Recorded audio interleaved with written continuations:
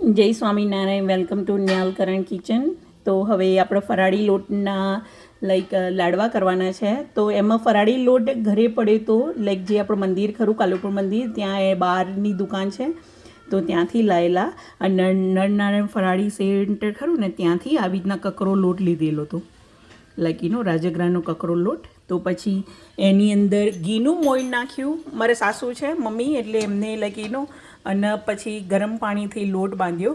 તો આ રીતે પછી મુઠિયા વારી અને મોઈન એવી રીતના કર્યું હતું કે જેટલું આપણે ભાખરીમાં નાખીએ ને એ પ્રમાણે એમને ઘીનું મોઈન લીધું હતું.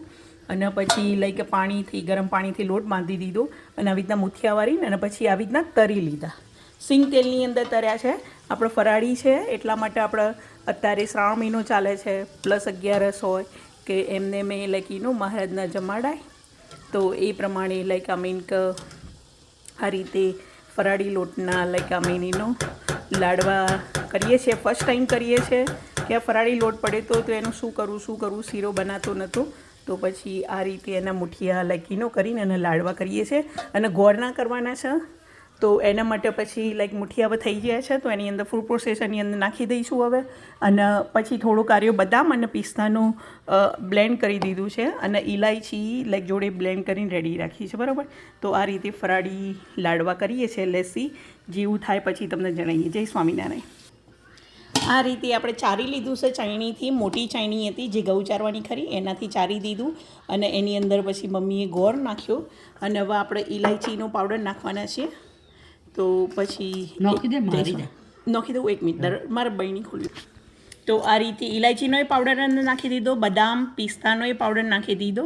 અને ગોળના લાડવા કરવાના છે. તો ગોળ મમ્મીએ પેલો ચપાતી ઝીણો છણી દીધો હતો. તો આ રીતે પછી ગોળના હવે ગોળ પહેલાં એક વખત બધું મિક્સ થઈ જાય ને પછી મમ્મી કે ગોળ ઘી વેડી, એટલે પછી બધાને એટલે આ રીતે થાય છે, બરાબર. જય સ્વામિનારાયણ. હવે અંદર ગોળ મિક્સ થઈ ગયું છે તો પછી આવી ઘી ગરમ કર્યું છે. ઓકે, બસ, બરાબર, વાંધો નહીં. એ તો પછી લૂસી એટલે આવી રીતના પછી ઘી હવે વેડી દીધું છે. ઘી આવી રીતના ગરમ કર્યું હતું, માઇક્રોવેવની અંદર ઠરેલું હતું. તો પછી અને ગોળ એકદમ મિક્સ થઈ ગયો છે બરોબરનું. નહીં જરૂર પડે નહીં જુઓ. તો પછી એટલે અરે ફરાળી કકરો લોટ લખે છે પણ રાજગરાનો કકરો લોટ લખે છે. રાજગરાનો છે. જુઓ આ રીતે છે. આર્યું લખ્યું છે ને, રાજગરાનો કકરો લોટ. હા, આર્યું 500 ગ્રામ હતું તો એના લાડવા. અને આપણે તલનું તેલ લીધું છે, પ્લસ આપણે સિંગ તેલ લીધું છે. એટલે આની અંદર રાજગરો આવે ને એટલે મમ્મી કહે કે રાજગરાનો જ છારે. અને ઉપર લખેલું એ છે રાજગરાનો કકરો લોટ. એ રીતે ઘી વેડું થોડું મમ્મી અંદર, જો કદાચ જરૂર પડશે. વારી જવું સેજ વેડું. બસ બસ બસ બસ. ભગીબેન આપણે લચક પચક રાખાશે. મહારાજના લચક પચક જમાડાય ને એમને આપણને ન્યાલ કર્યા છે. તો બરાબર આ રીતે છે. તો બધા ટ્રાય કરજો પ્લીઝ.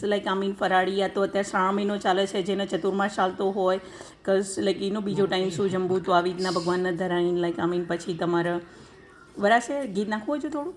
ના, ઘી નહીં જરૂર. ઓકે. તો પછી મહારાજના જમાડો અને પછી પ્રેમથી મહારાજના જમાડીને પછી જો મહારાજ પ્રસાદી આપે તો આપણે લઈ લેવાનું. એટલે તો આ રીતે લાડવા કરો અને એન્જોય કરો, મહારાજને રાજી કરો, બરાબર. અમને આપણને ન્યાલ કર્યા છે તો ન્યાલકરણ આપણને ન્યાલ કરી દીધા છે મહારાજે. તો thank you for watching Nyalkaran kitchen. તો જય સ્વામિનારાયણ. બરાબર, હું થારી લાવું. યા જય સ્વામિનારાયણ બધાને. જય સ્વામિનારાયણ. વર્ષી ઠરી જશે એટલે મસ્ત. હા, ઓકે, બરાબર ને, આવડા જ કરી. તો આ રીતે હવે મમ્મી કરે છે લાડુ, બરાબર. અને પછી મહારાજના ધરાઈએ લેચી. તો આ રીતે બધા ખાઓ, જમો. 11 છે લાડુ. અત્યારે શ્રાવણ મહિનો ચાલે છે. ફરાળી લાડવા થઈ ગયા રે. અમારા જે નણંદ છે, મારી ફ્રેન્ડ છે ભગીબેન, એમના સ્પેશિયાલિટી લાડવા એ રહ્યા છે. પણ આરે મમ્મીએ કર્યા છે ફરાળી લોટના. તો પ્લીઝ બધાને thank you for watching Nyalkaran kitchen. જય સ્વામિનારાયણ. સરસ વરસ ને. હા, ફર્સ્ટ ટાઈમ કર્યા, આપણને જાણવા મળ્યું. એટલે બરાબર. જય સ્વામિનારાયણ બધાને, જય સ્વામિનારાયણ. રાજી રહેજો બધા.